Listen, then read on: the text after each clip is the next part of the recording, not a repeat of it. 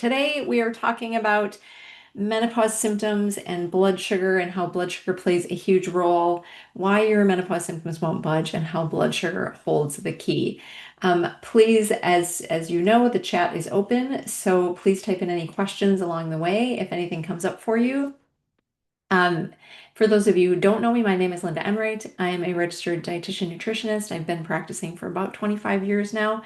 And in the last several years, been focusing a lot, always focused on women's health, but focusing more on the years of perimenopause and menopause, as I find so often women are struggling with a lot of symptoms, don't feel very good, don't feel like themselves again, and aren't given any answers, and sort of, I mean, we're just really ignored, I think, in our healthcare system. And I mean, I hope for you that you have a great practitioner that hears you and supports you. But unfortunately, I do still I hear more often great practitioners, but I do still hear often practitioners that are just like, well, it's menopause, what are you gonna do? It's just, you're gonna feel like crap. Just sort of minimize it. And I hear other women saying the same thing of like, well, you're in menopause, like it's just a miserable time, it's going to be horrible. And my experience with the clients that I work with and with my personal experience is there's a lot that you can do and you can feel a lot better, and you don't have to live with these symptoms. And blood sugar is one of the things that plays an important role. And so we're going to jump in today and get into that and understanding what's going on with blood sugar. So again, uh, any questions, feel free to type in along the way.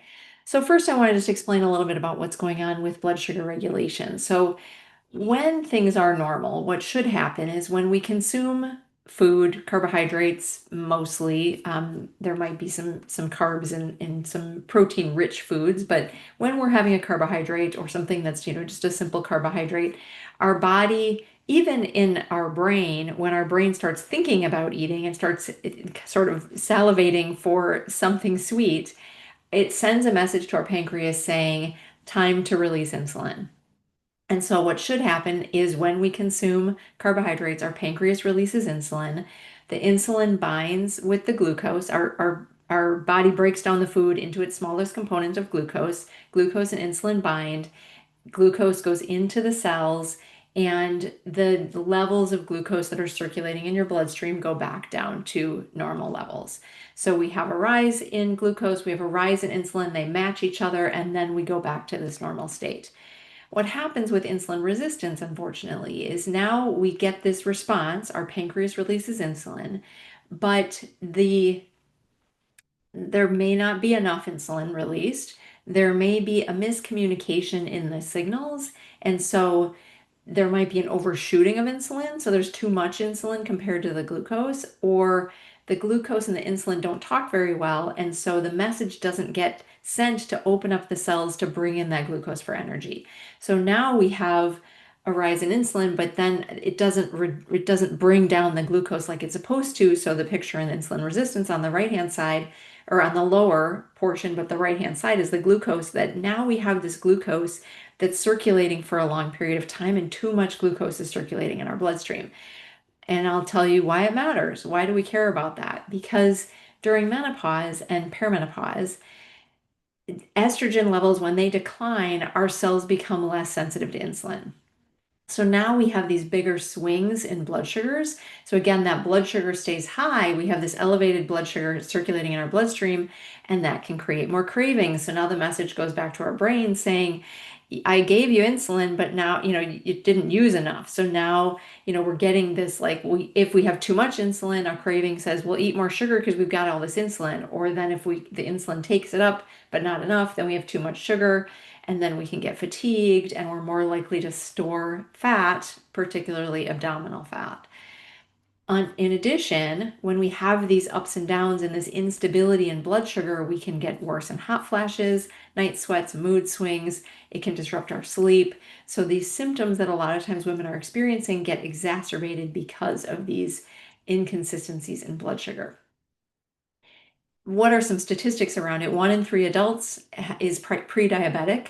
So that means that they do not have well-regulated blood sugars, not crossing that line of where we diagnose as diabetes, but we're still seeing some damage happening. As we get older, just simply after age 45, the likelihood of prediabetes and insulin sensitivity increases, and that, of course, is the time that many women are starting to enter perimenopause. During these hormonal shifts that happen during midlife, plus lifestyle changes that can happen also. Sometimes our eating habits might change. Sometimes I find women are eating out a little bit more. We can have some more struggle with blood sugar regulation. And then again, women with higher blood sugar levels, more likely to have that weight gain, particularly around the middle, and more severe menopause symptoms, like I mentioned. So insulin resistance, again, just increases with age and importantly with lower estrogen. So because our estrogen is declining, insulin resistance becomes more likely to happen. Body then shifts to store more fat in the abdominal region, that visceral fat, even if we don't see gain on the scale, which I mean, it's very common that I see women are like, I've gained 10 pounds, I've done nothing different, and it's all in my abdomen. That's a common story. But sometimes women don't even necessarily gain weight on the scale, but their body is shifting, and so they're just storing more fat in the abdominal region. One of the problems with that, certainly fat in that area, I mean, it's annoying. That's the first problem with it. The second problem is it is the fat that's more damaging to our health, so increasing risk for heart disease. Um, and when we have more abdominal visceral fat, our body creates more inflammation, so we become a little bit more systemically inflamed. And when we have more inflammation in our body, we're more likely to store abdominal fat. So can become this vicious cycle of fat storage and inflammation then can lead to a lot of other symptoms like IBS and migraines and heart disease and long-term disease conditions, as well as just sort of brain fog and kind of the crud that we feel on a day-to-day basis. So higher fasting glucose, higher A1C levels, again, increase more frequent hot flashes and night sweats, brain fog, memory issues, and difficulty losing weight in spite of sort of that, like, I'm doing everything, I mean, doing everything right, but also just like I'm doing everything I used to do, like nothing has changed. And all of a sudden I've got 10 extra pounds, or again, the hot flashes and all these other symptoms. And this could be because of this higher fasting glucose state and an elevated level of A1C. So what creates risk? So your risk is higher if, again, perimenopause, menopause, or we become more insulin resistant because of this lowering of estrogen. If you have increased abdominal fat or a body mass index, which is a ratio of height to weight above 27, that increases risk. If you have a family history of type 2 diabetes, if you had gestational diabetes during pregnancy, that can increase your risk. If you don't move a lot, are sedentary, or exercise is inconsistent, and if you have high levels of triglycerides or low HDL cholesterol. So all of these things are sort of a cluster that increases risk of this blood sugar dysregulation during menopause and creating some of these imbalances, and then again, leading down the road of these symptoms. So what do we want these numbers to look like? Ideally, we'd like to see a fasting glucose in the 80s to low 90s. 100 is a fasting glucose of 100 is like that cutoff of now we're in pre-diabetes, and 126 is considered diabetic, that fasting glucose state. What I want you to understand and what's important is that damage happens in the 90s and low hundreds for sure. So we don't really want to wait until we get to these places where something is diagnosed. A side note, but an interesting comparison that was brought to my attention this weekend. I was recently diagnosed with osteopenia, and my sister, who is 6 years older than me, or I think about 6 years older than me, was diagnosed with osteoporosis. And with a diagnosis of osteopenia, they don't really tell you much. They just say take more calcium, which of course I understand a lot of what I should do about it, but haven't really gotten any other guidance at the moment. Because she has osteoporosis, they want to see her again and like make a plan. And fortunately, there's a great bone health program where her doctor is. And so she had a really intensive session with a doctor to go through all of this. So, side note, whole nother presentation. But what's interesting about it in comparison to this blood sugar situation is what her doctor said is if you've ever broken a bone, you have osteoporosis. And my sister, so my sister was just diagnosed with osteopenia, that, but she doesn't have osteoporosis. And she said she has osteoporosis. She said if you have any markers of bone density decrease, it's the same thing. And I think that's the way I think about blood sugar and diabetes and prediabetes. If you have any dysregulation of blood sugar, it's bad for you. It's damaging your body. So we want to keep these in the ideal levels as much as possible.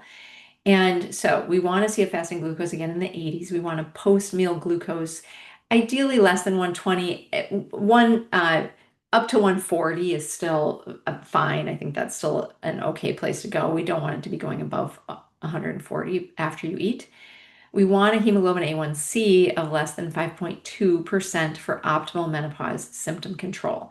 So 5.5, 6 is when your doctor's starting to be concerned, but, above 5.5, starting to increase risk.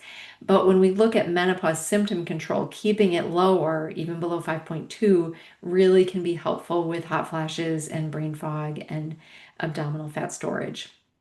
So staying in that range is helpful and important. And yeah, we'll get into what we can do about it here shortly. So some of the symptoms that you might experience, a lot of times people don't really, how would I know? And getting lab values, of course, gives us information. So that's one of the ways to know. But also just thinking about what symptoms might you experience. Do you ever feel energy crashes? Particularly like in between meals. So mid-morning, like you had breakfast, you felt okay for a while, and then all of a sudden you crash at 10 o'clock or at 3 o'clock in the afternoon, you're starting to crash. Do you feel that hangry, sort of angry, hungry if you don't eat, if your meal gets delayed for some reason?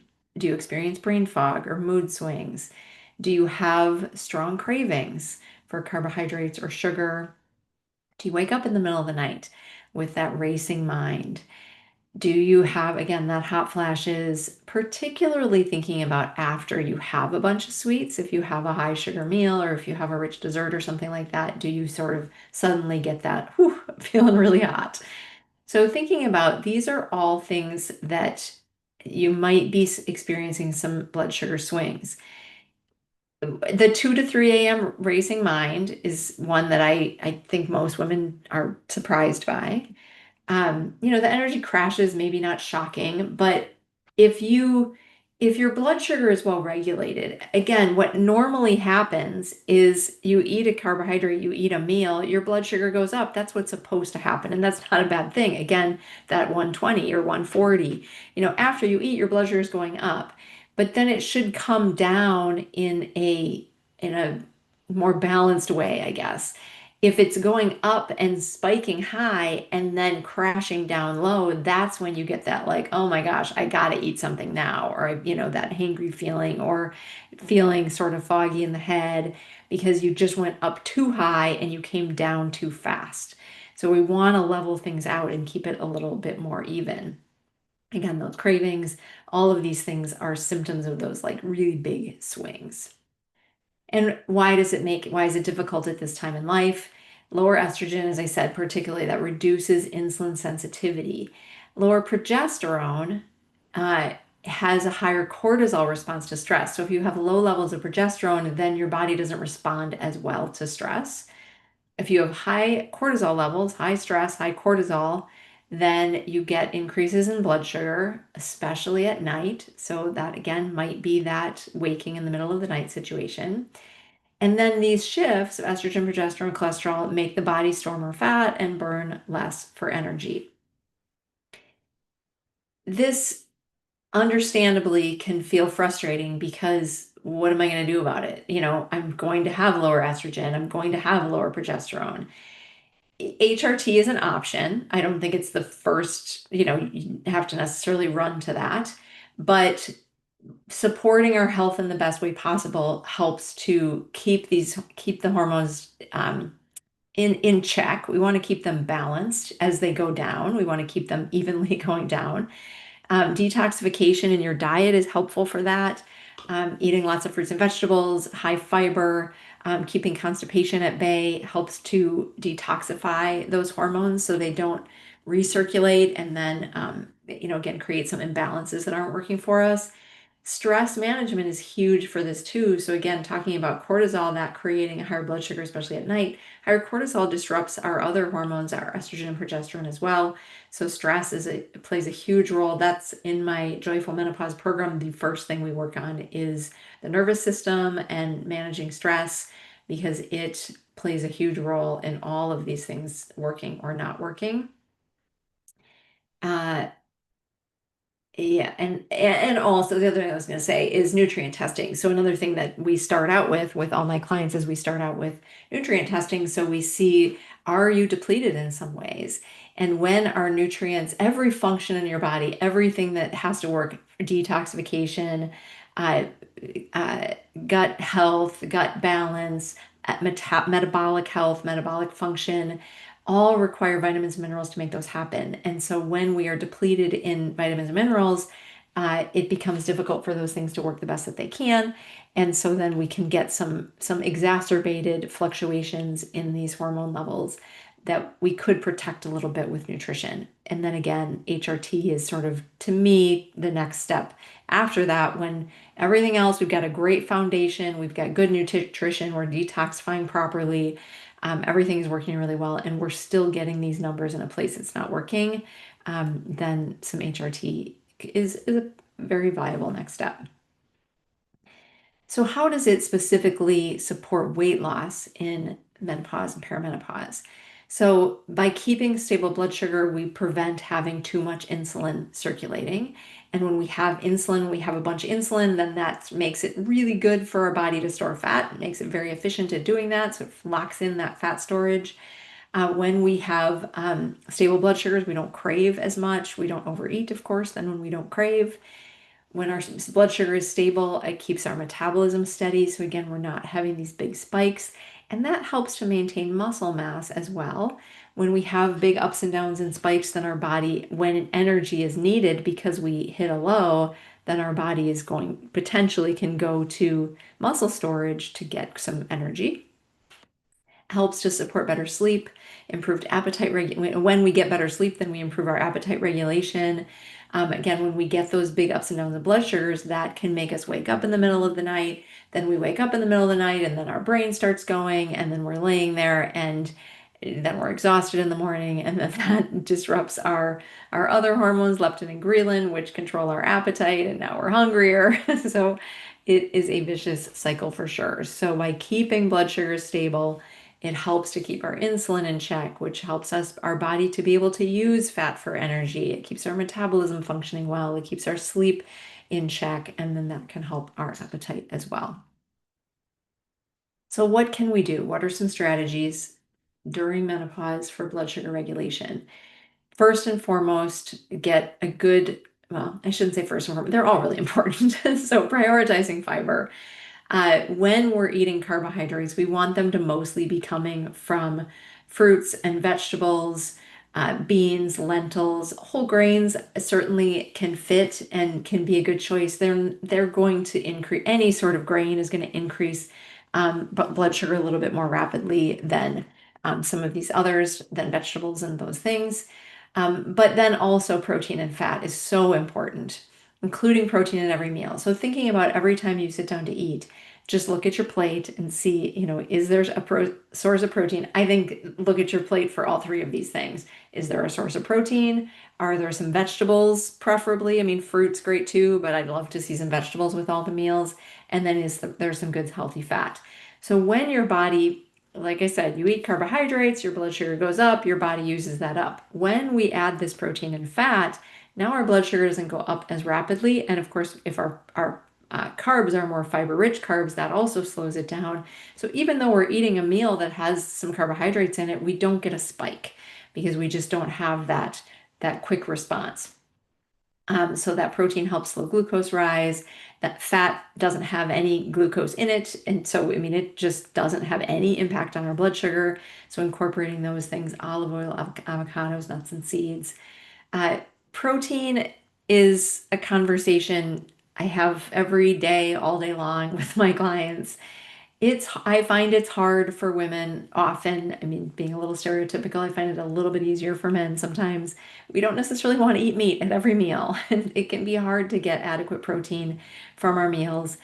I hear all the time that like 30, I was told 30 grams at every meal I should be getting. And it's a good goal for a lot of women. I recommend about half your body weight in grams of protein. So, uh, 180 pounds would be 90 grams of protein. That's 30 at every meal. 150 pounds, that's 75 grams of protein. So 25 at each meal. Um, it's, and you could have a little more than that, but when people start saying you should be eating your whole body weight in protein, 150, 180 grams of protein, I don't think that's necessary. That's not my experience, is that is not beneficial. And it's extremely difficult to do. And so anything you're trying to do that becomes extremely difficult, then it's very easy to just throw in the towel and be like, well, I can't do this anyway, so what's the point? I'm just going to have a cookie. So think about, what is realistic for you, looking at at your plate at every meal and go, is there some protein here? If you're averaging 50 grams of protein in a day, I mean, that probably is too low for many of us. We really want to be getting again, probably most people I work with, 75 to 100 grams is kind of in general what I am aiming for. We want to limit added sugars for sure and refined carbohydrates. Those just process very quickly into glucose because, again, they're refined, so they convert to their smallest form very rapidly. So that is going to make a blood sugar spike. And then artificial sweeteners. So the idea is that when we consume, I mentioned this at the beginning and just thinking about how our body responds to glucose. Even in our brain and certainly in our mouth, we start digesting our food. And so if you taste something sweet, an artificial sweetener that doesn't have glucose in it, in your mouth, your mouth told your brain that something sweet is coming. And so your brain then releases insulin to prepare for the sugar, the glucose. But if there isn't any glucose, now you have too much insulin. And so when you have insulin floating around, two things that can happen. One is it sends a message to your brain saying, well, you told me there was sugar coming and there wasn't, so send some more. So now I'm craving sugar. And two, we have excess insulin, which is going to create excess fat storage. Again, it's going to lock in that fat. So that's the idea around artificial sweeteners. The research in animals, they've shown that in some animal studies. In human studies, what I've seen is that it it has less of an impact when you're consuming them as part of a meal. So if you're having a Diet Coke, for example, with your meal, it's not going to have as much of an impact as if you're sipping on a Diet Coke all day long. The reason I'm against artificial sweeteners for a variety of reasons, this being one of them, that I think it disrupts our body's understanding of glucose and sugar and energy and all those things. Generally, artificial sweeteners come in processed, I mean, they always come in processed foods. Usually they come in heavily processed foods. And so you're not getting a lot of nutrition from those foods anyway. Research does not show that artificial sweeteners help women to lose weight. So they're not doing anything to help us in any way. Yes, they're lowering some calories, and yes, if someone is diabetic, it's not going to have the same blood sugar response. But my concern is, can it be creating an insulin response? Can it be creating cravings? And also, are you consuming something that is low quality that's not providing you good nutrition? I get on my soapbox here for a minute, but in nutrition, uh, we often focus a lot on how much fiber and how many grams of protein and how many calories and all those things. And we ignore the ingredients and all this other crap that's getting put in our food, like sweeteners and and I mean, and you might even think artificial sweeteners as aspartame and sweet load, like those kind of like things like that, which is kind of traditionally what we thought about. But now there's so many more with erythritol and sucralose and mannitol and all these things. That another thing I see is it upsetting people's digestion. A study came out recently showing erythritol intake and increasing risk for stroke, which was one study. So, it was not conclusive at this point, but it was an interesting first study or an early study. So my belief is like eat food, don't eat stuff that you don't recognize as food or that your grandma wouldn't recognize as food. And that's where we look at the facts and we go, okay, well, it's got protein, great, that's all I care about. But if it's full of all this other crap, how is that disrupting your body's response to the food? And then meal timing to manage blood sugar regulation. So eating 3 to 4 hours to avoid big spikes and crashes. My Everybody's really different in this. So I think 3 meals a day is just fine, which of course is not going to be every 3 to 4 hours. I think intermittent fasting can work for a lot of women and can be helpful um, during this time of life. Uh, but for some women, eating more regularly so you don't get to the point where you're really, really hungry or you don't have too large of a meal at any one time.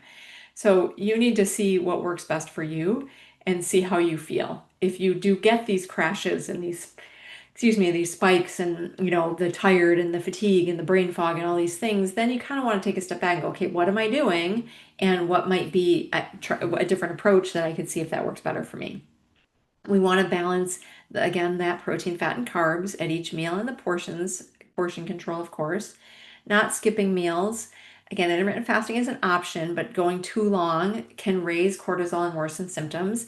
I've had women that tell me, they say things like, well, I'm forcing myself not to eat till noon, or I'm pushing myself to wait till noon to eat because they're trying to intermittent fast and their body is screaming at them saying, I'm really, really hungry, and which is going to raise their cortisol and that, sends a really bad message. So, going 12, 14 hours from your last meal to your first meal, I think can be a great plan for a lot of women. I find that to be, again, it's not for everybody, but I find that can be helpful. 12 hours is pretty easy for most people. But when you're starting to go 16 hours, that can be really a long time and that can actually then be a stressor.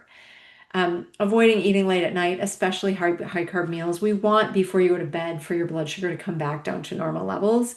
And when we're eating too late, then we're going to see that stay high when you go to bed, and then you can get some crashes later, and then that can disrupt your sleep.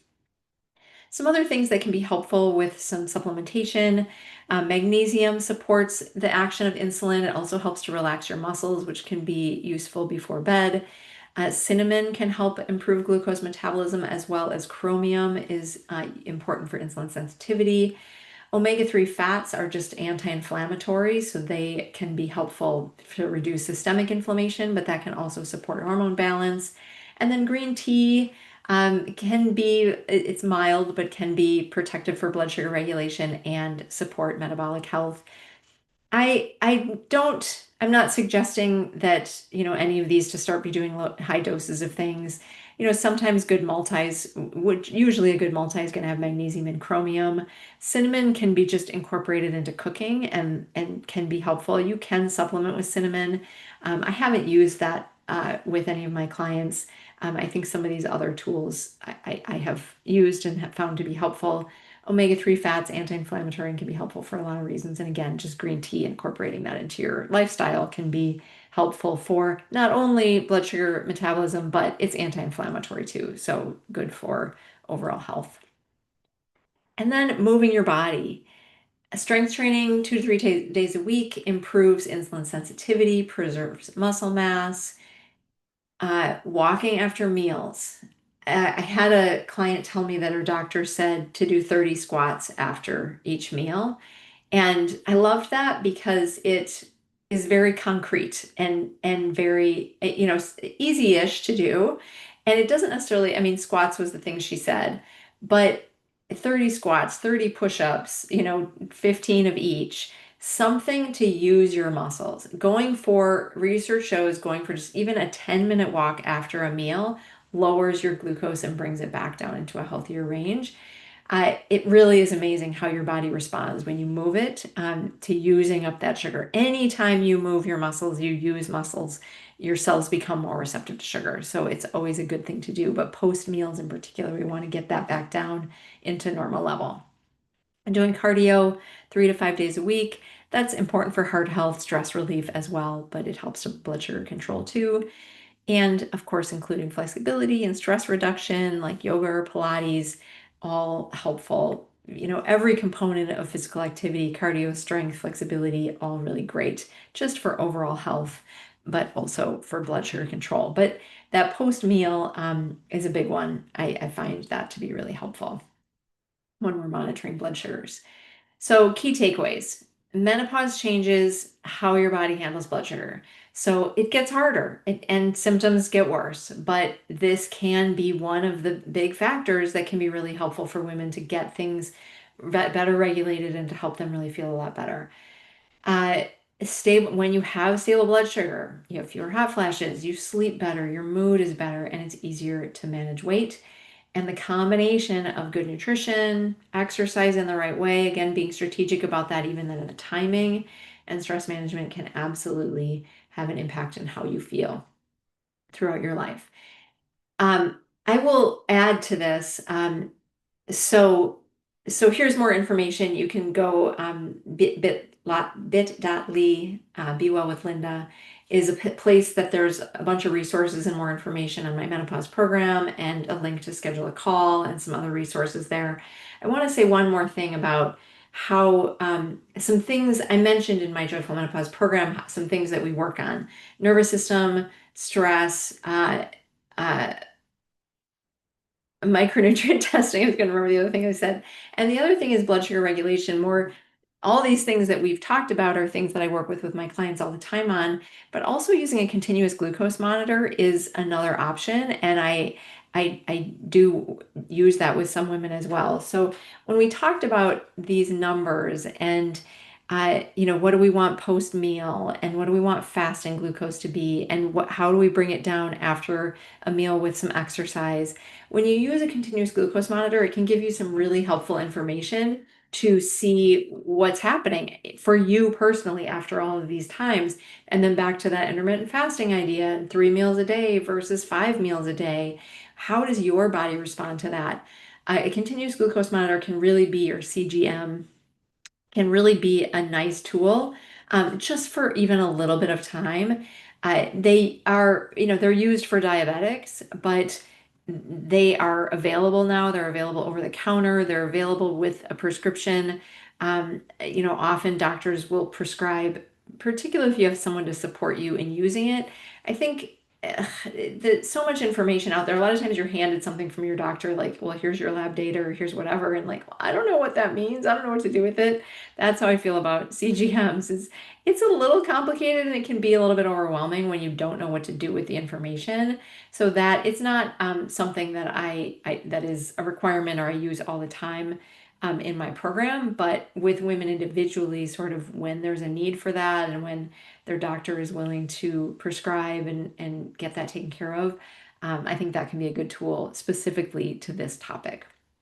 So that's a question I often get asked about, and people are wondering more about that. And actually, yeah, a question in the chat is also, how do you get those? It used to be that doctors wouldn't prescribe because, I mean, I think it kind of was because they just thought it was too expensive. And they've, like so many things with technology, the price comes down once things are just more readily available. And so they're really not cost prohibitive anymore.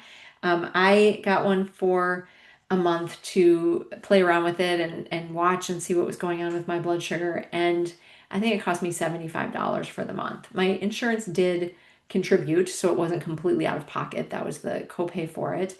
And my doctor, I had to convince her to order it. She wasn't, yeah, didn't think that I necessarily needed to do that. but I encouraged her to, that it was important for this time in my life. I did have gestational diabetes with one of my pregnancies, and I just want to make sure that I'm doing everything that I want. So, after talking to my doctor and, my insurance to do it, and it was not very expensive to do. Things I've seen range from $40 to $150 for a month. Um, but most of the people I've seen has been more like $50 to $75. So I don't, so I appreciate that question. It really isn't that hard to get. And again, there is over the counter now that you don't even need to talk to your doctor about. That's going to be a little more expensive when you just do over the counter. I'm not 100% sure how much it costs, but that one it's of course, when insurance not involved at all, it's going to be a little bit more expensive. Um, so that is a good question as well. So any other questions that anyone has, feel free to type in the chat. And if not, we will wrap up for the day. So I so appreciate you taking the time to be here. My apologies that my video doesn't want to cooperate. Um, again, thank you for being here. I hope you got some good takeaways. On the link there, it also, and I'll send you the recording to this with links as well. But it does give more detail about my Joyful Menopause program and what that looks like and all that's included in that. A reminder that, again, why I do this work, women give so much energy and care to everyone in their lives. And I think menopause is a time that it's time to take care of you, and that's good. It's a good thing. We should have been taking care of ourselves for all these other years, but often we put our families first, and we're building our careers and all of that, and we don't necessarily put ourselves high on the priority list. So I think it's a great time, and you actually can feel amazing during it as well. So thanks for being here today. I hope you have a great rest of your day, and be in touch.